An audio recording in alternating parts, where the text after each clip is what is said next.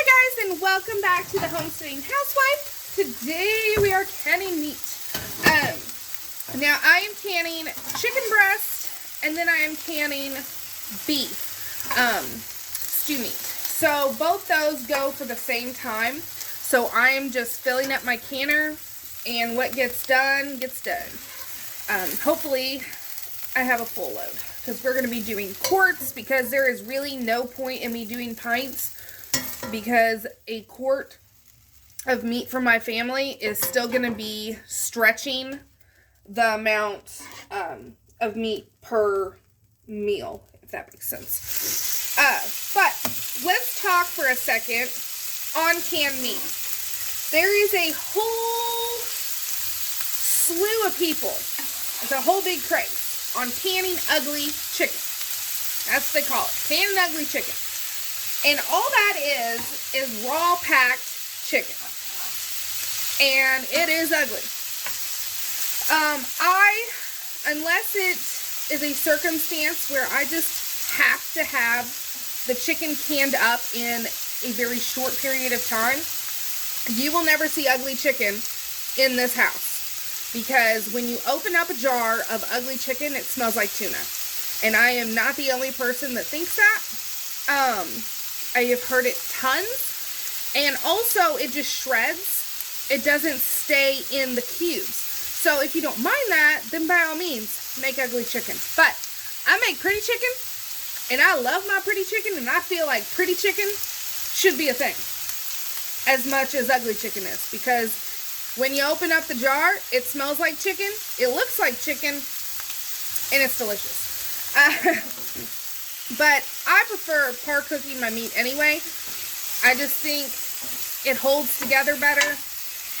So the beef is also going to be par cooked. Although I will say I can stand raw packed beef, but it's still going to shred and fall apart. So if you don't mind that, then that I don't have a problem with. I just like keeping the cubes, and par cooking will do that. The only thing that I prefer raw pack is corned beef, and I actually have a video on that on my channel from a couple years ago. So, anyway, let's get started talking about what we're doing. So, if you are wanting to par cook, all we're doing is browning our meat. That is all we're doing. We are not cooking it. We are just browning the sides a little bit. And then you also want to have some type of liquid heating up, whether that be water or broth. You want to have that heating up as well, because we are going to have to add liquid to our jars. I am just going to add water just for the sake of time. I don't have any broth made, and I don't feel like using Better Than Bouillon today, so I am just going to use water, especially since I'm using two different types of meat. So, boneless, skinless chicken breast and stew meat. I'm par cooking it all, and then I will bring you back once this is all done, jars are clean, and water is heated up. So I'm going to go ahead and show you how to pack your jars, because I'm running out of countertop space, and I need to make sure I'm going to be able to have a full canner load. So I have more chicken than beef, so I did one family pack of chicken, and I'm going to see how many jars that gets me. I think I know around about how many jars it's going to get me, but just want to be sure. So, to pack your jars, it is super simple. You can also add herbs if you wanted to add herbs, spices. You could make it a meal in a jar and add potatoes, carrots, onions, stuff like that. I am an ingredient canner. So, while I always tell myself every year that I'm going to can beef stew in a jar again, because I used to do it all the time when my girls were babies and they didn't eat. Beef stew in a jar, beef stroganoff in a jar, chicken stroganoff, chicken stew, like all this stuff I keep telling myself I'm going to can every year, but it's really just not, it's not sufficient for my family, because I would need to open at least 3 quarts just to be able to make a full meal for all 5 of us. So, now that my kids are older, I am just pretty much strictly ingredient, unless it's something that I want, so like tomato soup, that I'll can, and French onion soup I'll can, like those types of things, because I can also make them into a recipe, which I've done a couple times on the channel. To have a quart of beef stroganoff, I mean, that would feed my husband and not let him have seconds. So it's not worth it. And you can't really do anything with it once it's that thing. So I say all that to say that I ingredient can. Now, what you're wanting to do is fill your jar to 1 inch of headspace. And I am going to need more chicken. That's what I thought. But you want to fill it to about 1 inch of headspace, which is right at this bottom lip. And you want to pack it in. You don't want it to be super loose. So you want to pack it in, and it'll be about 2 pounds worth of meat. 1 quart is about 2 pounds. A pint is about 1 pound of meat. And then I don't have a big spoon right now because my girls lost it. But you want to add your liquid of choice, whether that be broth or water, into your jar. Make sure it's hot. Hot jars, hot liquid. This is hot water, keeping my jars warm because my house is cold.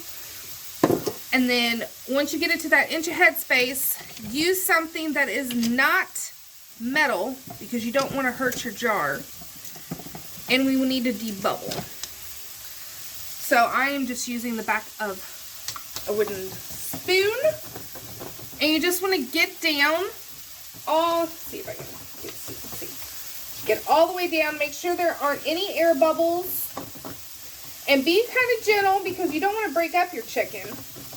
But we also want to make sure that there's no air bubbles. Get down in the middle. And then after you do that, you want to check your headspace again. Let me show you what I'm talking about. So there is the 1 inch of headspace, and that is where you want everything to stop. And then you can see I don't have anything really that's sticking out. And it is all right at that 1 inch mark. That is what you want. And you want that after you debubble. If you test it only before you debubble, you could lose headspace or have too much headspace, and then it can cause your jar to fail. So it's really important to debubble. So that is now going to get wiped on the rim. Make sure nothing is on your rim.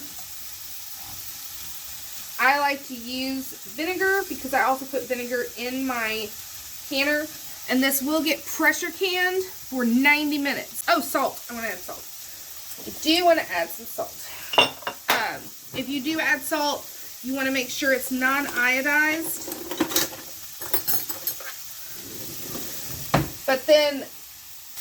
And then quarts go for 90 minutes at 10 pounds of pressure for my altitude. Check your altitude because you may have to add time or different pressure. But for my altitude, it's 10 pounds of pressure for 90 minutes for quarts, 75 minutes for pints. And I will bring you back when we are all done. All right, guys, it is the next day. These went for the 90 minutes at 10 pounds of pressure. And then you have to let the pressure, come all the way down. And then I let them sit overnight. And then you want to check the seals. And I checked all the seals. Everything's sealed beautifully. The headspace is beautiful. I ended up getting 3 quarts of stew meat. Well, it's just shy of 3 quarts. So I have 2 full quarts. And then this one has a little more liquid in it, which is fine. And then I ended up getting 3 quarts of chicken and then 1 that's about half filled with chicken, and the rest is a nice light stock. It's just water, but as you can see, the meat will still make its own stock. But I wanted to show you real quick. So here, this batch of chicken was really nicely par cooked, and you can see that there is really nothing on the sides of the jars. So it'll be really easy to clean. It's really pretty looking. It's my pretty chicken. It looks like the beef. Nothing on the side of the jar.